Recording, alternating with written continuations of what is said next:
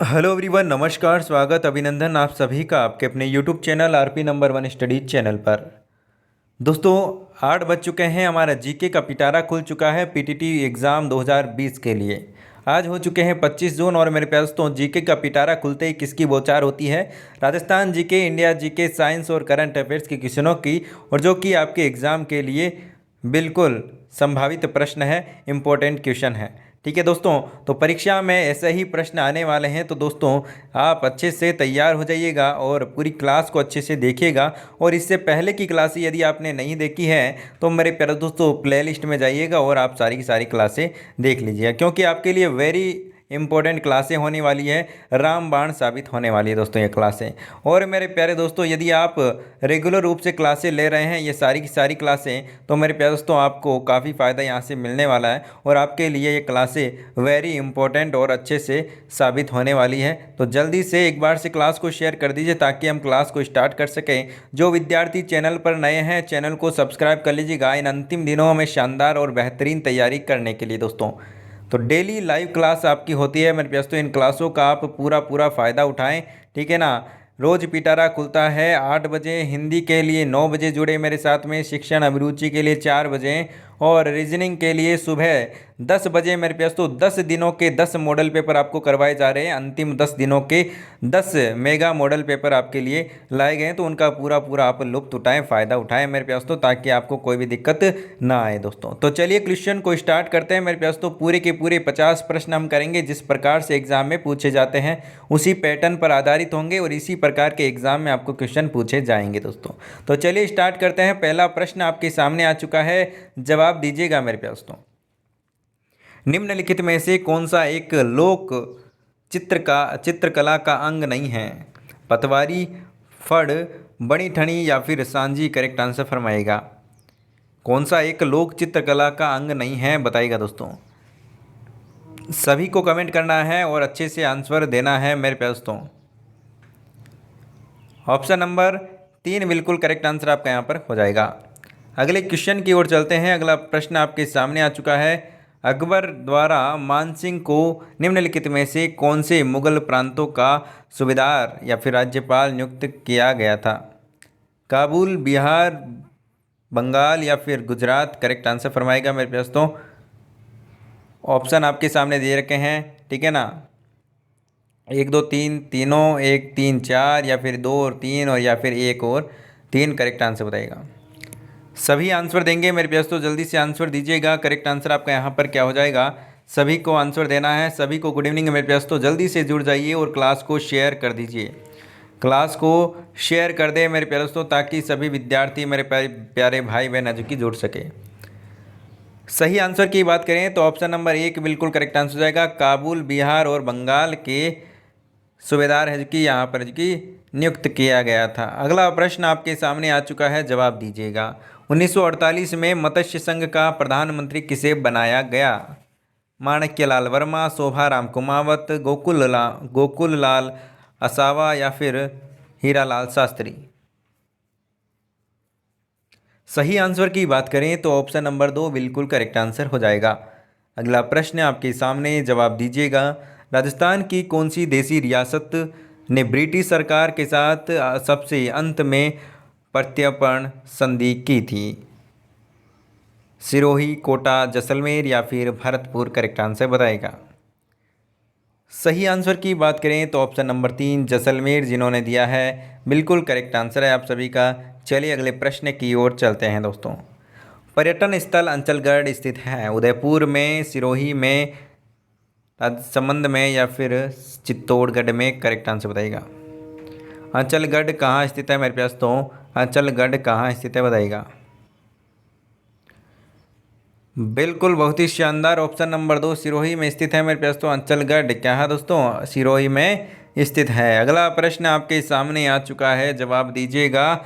नाथ संप्रदाय की गद्दी स्थित है जोधपुर, बांसवाड़ा, किशनगढ़ या फिर नरेना? करेक्ट आंसर फरमाइएगा। करेक्ट आंसर क्या हो जाएगा?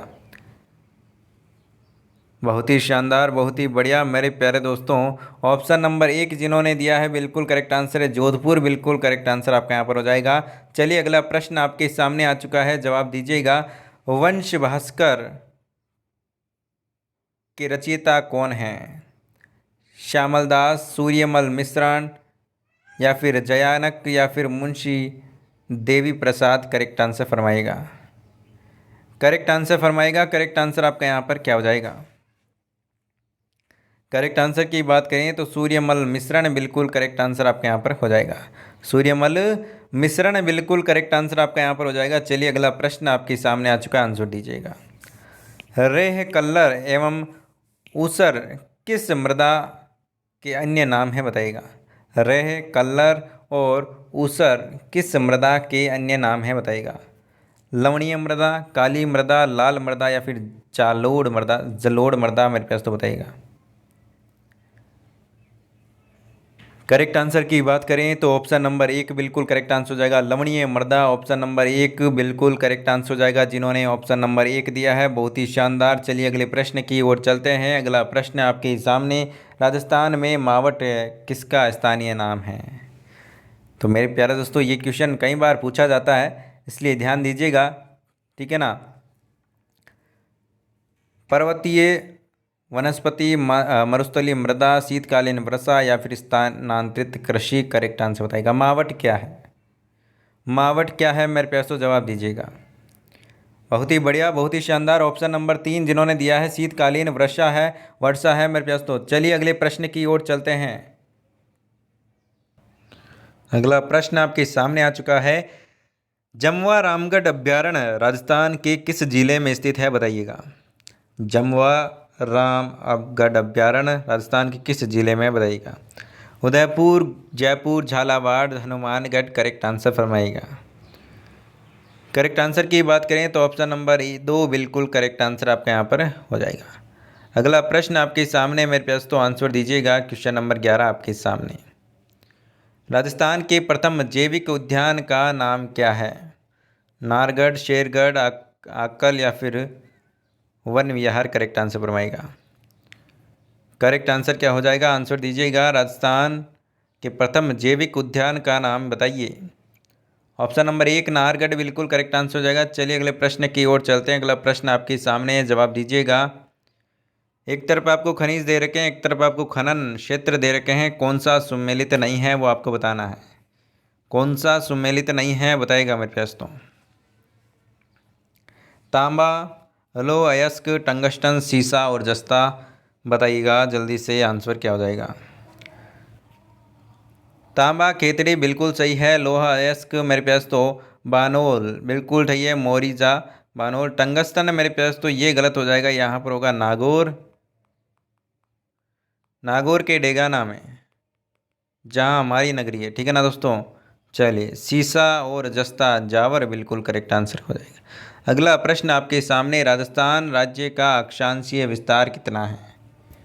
देखिए अक्षांशीय और देशांतरीय विस्तार तो आप क्या कीजिएगा, याद करके जाइएगा मेरे पास तो। यहाँ पर सही आंसर दीजिएगा। करेक्ट आंसर क्या हो जाएगा? 4 वर्षियों वाले के ये एक प्रश्न तो पक्का यहाँ पर आता ही आता है, ठीक है ना। 4 साल वाले ध्यान रखिएगा और 2 साल वाले भी ध्यान रखिएगा, आ सकता है। ऑप्शन नंबर 3 बिल्कुल करेक्ट आंसर हो जाएगा। 23 डिग्री 3 मिनट उत्तरी अक्षांश से लेकर यहाँ पर मेरे पास तो 30 डिग्री 12 मिनट उत्तरी अक्षांश हो जाएगा।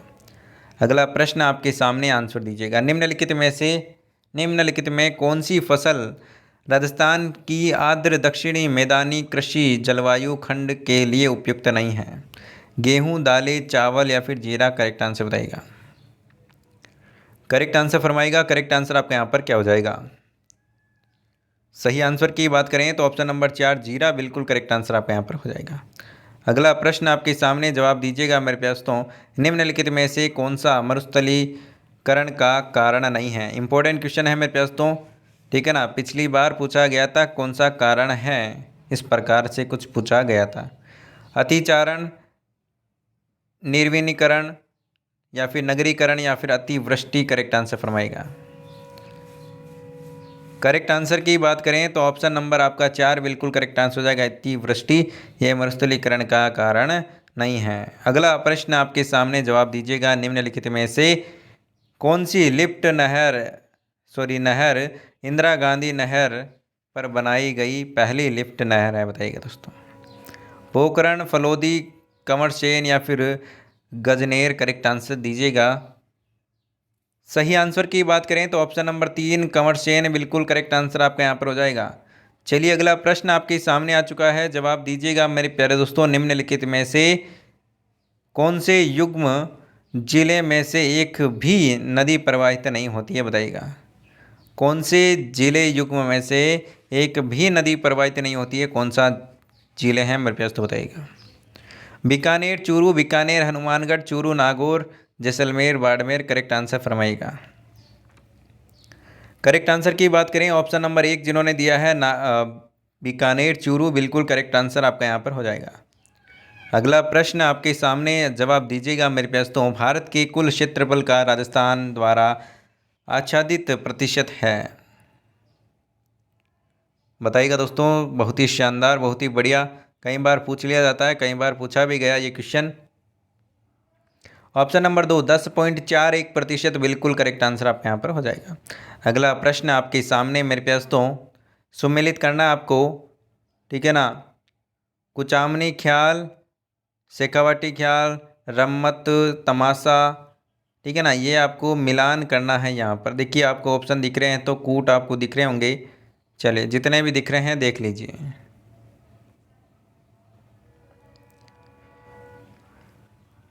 चलिए मेरे दोस्तों, देखिए कुचामनी ख्याल की बात करें तो यहाँ पर कुचामनी ख्याल की बात करें तो मेरे दोस्तों लच्छी राम बिल्कुल सही हो जाएगा।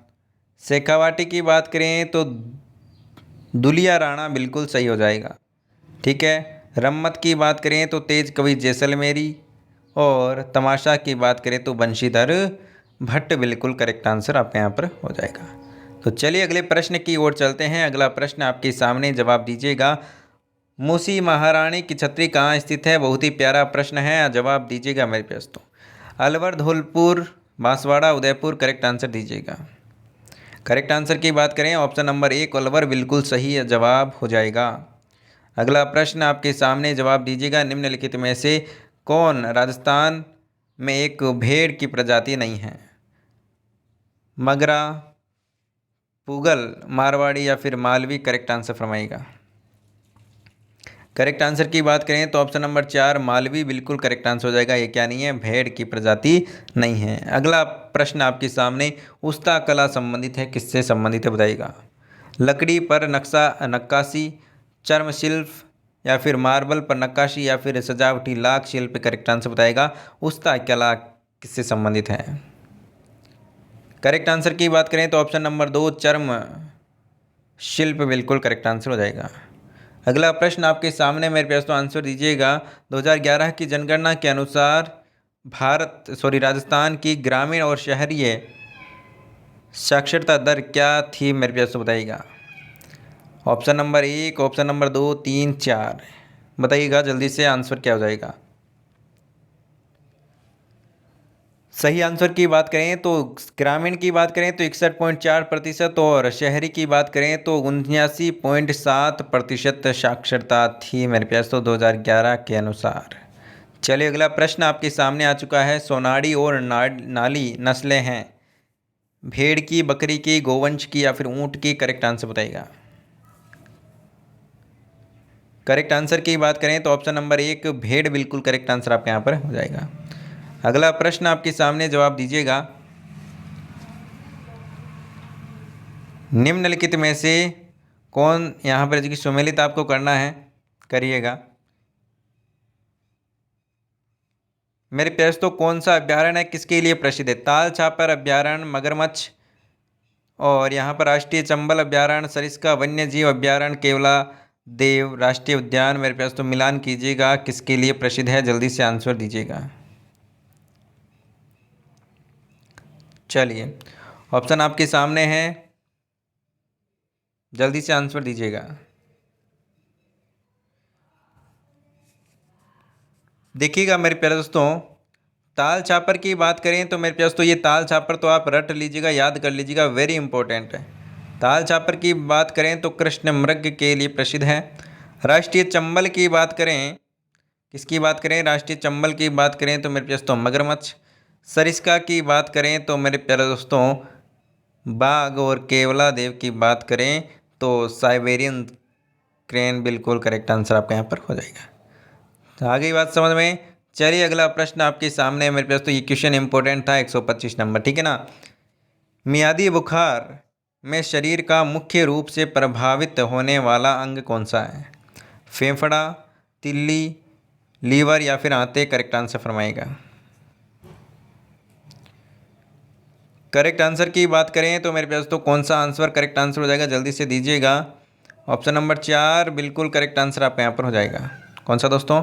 ऑप्शन नंबर 4 बिल्कुल करेक्ट आंसर आपका यहाँ पर हो जाएगा। अगला प्रश्न आपके सामने, जल्दी से आंसर दीजिएगा। प्रिज्म द्वारा निम्न में से किस रंग का विचलन अधिकतम होता है? बहुत ही प्यारा प्रश्न। बैंगनी, लाल, नारंगी या फिर हरा? करेक्ट आंसर बताइएगा। करेक्ट आंसर की बात करें तो बैंगनी रंग बिल्कुल सही आंसर आपका यहाँ पर हो जाएगा, ठीक है ना। और सबसे यहाँ पर कम की बात करें तो लाल रंग आपका हो जाएगा, ठीक है ना। कम की बात करें तो लाल रंग हो जाएगा। अगला प्रश्न आपके सामने, जवाब दीजिएगा। विटामिन घाव को भरने में सहायक है, कौन सा विटामिन है मेरे पास? तो vitamin A, vitamin B, vitamin C, vitamin K. घाव का भरना मतलब कि रक्त का थक्का बनाना, रक्त का थक्का बनाना। आगे बात समझें तो मेरे पास तो रक्त का थक्का बनाता है विटामिन के, ऑप्शन नंबर 4। कौन बनाता है? ऑप्शन नंबर 4 बिल्कुल सही आंसर हो जाएगा।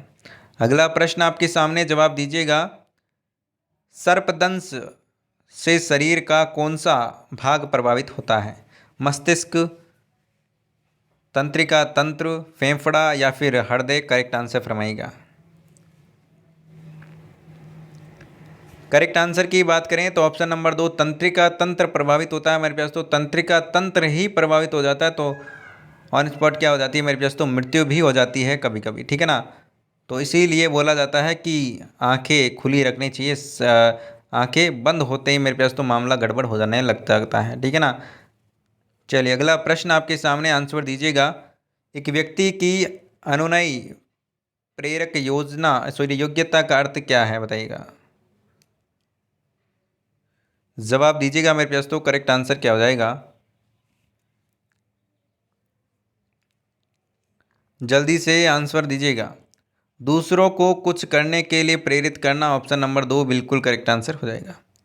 अगला प्रश्न आपके सामने, जवाब दीजिएगा मेरे पास तो निम्नलिखित में से कौन रासायनिक प्रतिक्रिया का उदाहरण है?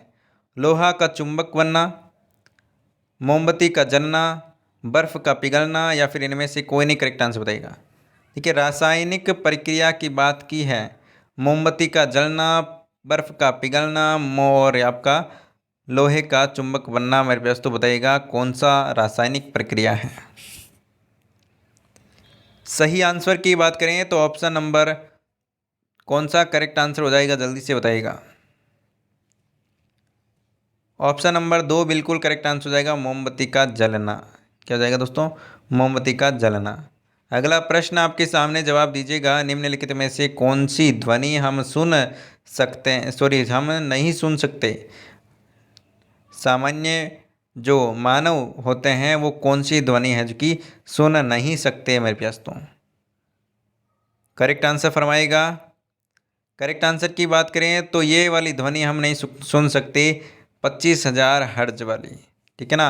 ये बहुत ज़्यादा ध्वनि हो जाती है और हम ये नहीं सुन सकते। अगला प्रश्न आपके सामने, प्रेशर कुकर में खाना जल्दी पक जाता है क्योंकि प्रेशर कुकर के अंदर दाब कम होता है, प्रेशर कुकर के अंदर दाब अधिक होता है या फिर कुकर के आकार के कारण या फिर इनमें से कोई नहीं? करेक्ट आंसर बताइएगा।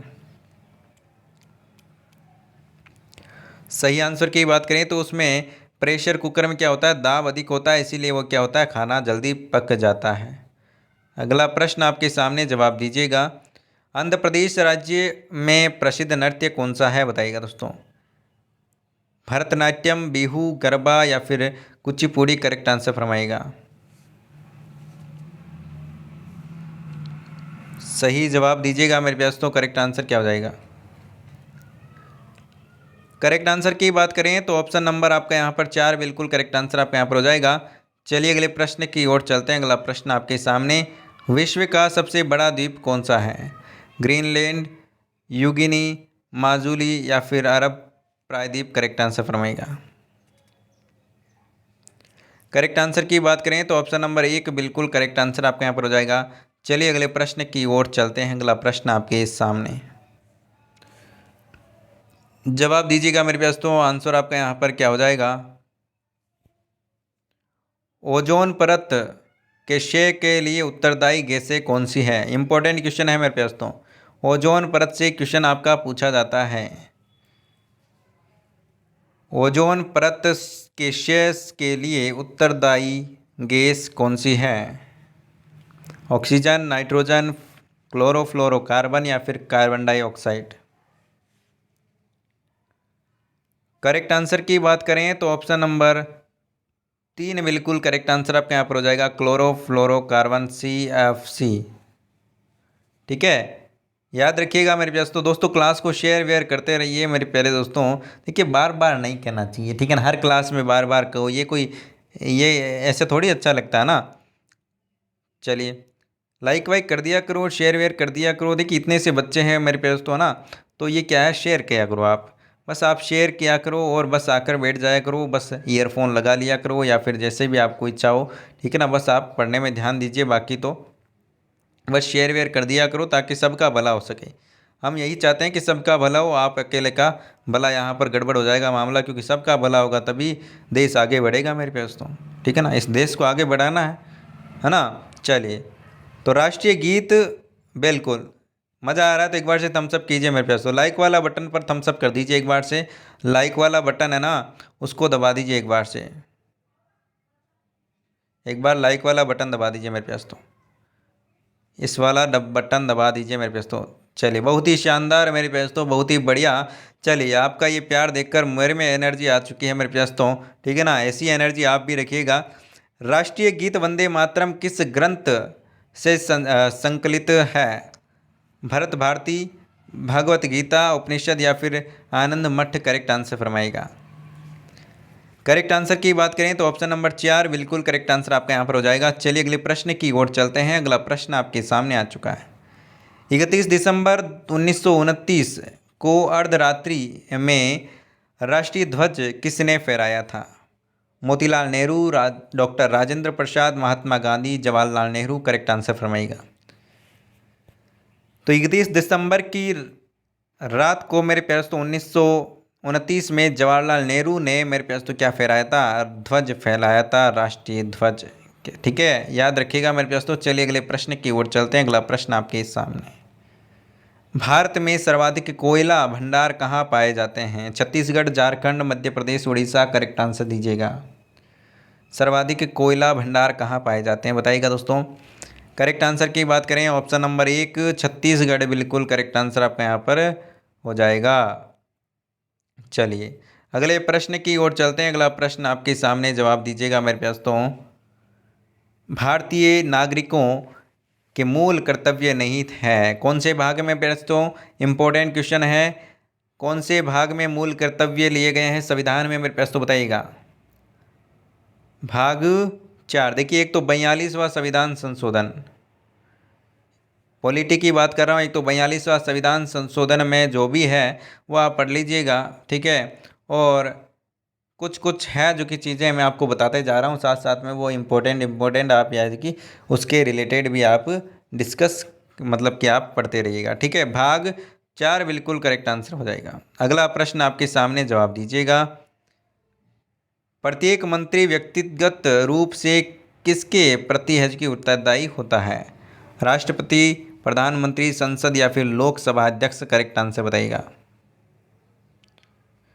करेक्ट आंसर की बात करें तो ऑप्शन नंबर 1 बिल्कुल करेक्ट आंसर आपका यहाँ पर हो जाएगा, राष्ट्रपति। ऑप्शन नंबर 1 बिल्कुल करेक्ट आंसर हो जाएगा। अगला प्रश्न आपके सामने मेरे पास, तो आंसर दीजिएगा। घड़ी का एक छोटा पेच जमीन पर गिर गया, उसको ढूंढने के लिए किसका उपयोग करेंगे? पतला समतल दर्पण या फिर उत्तल लेंस या फिर मोटा समतल दर्पण या फिर अवतल लेंस? करेक्ट आंसर बताइएगा। क्या यूज करोगे मेरे प्यास, तो बताइएगा। देखिए मेरे प्यास, तो छोटा सा क्या है मेरे प्यारे दोस्तों, छोटा सा एक क्या है पेच है वो गिर गया है, तो मेरे प्यास तो आप करोगे उत्तल लेंस का यूज करोगे। क्या करोगे दोस्तों, उत्तल लेंस का यूज करोगे, ताकि क्या हो मेरे प्यास तो प्रतिबिंब बड़ा बने और वह आपको अच्छे से दिख सके। आ गई बात समझ में। चलिए अगला प्रश्न आपके सामने, जवाब दीजिएगा। बेरी बेरी बीमारी किसकी कमी से होती है?